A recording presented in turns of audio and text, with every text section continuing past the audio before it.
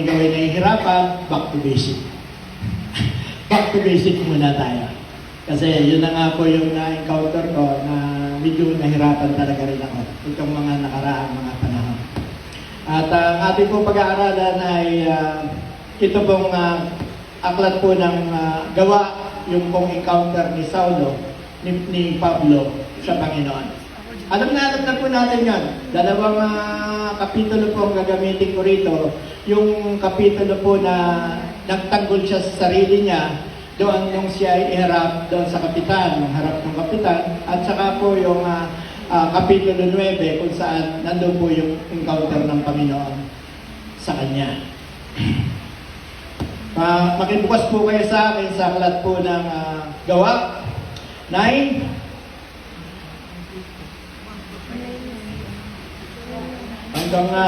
hanggang 19 sana ito eh.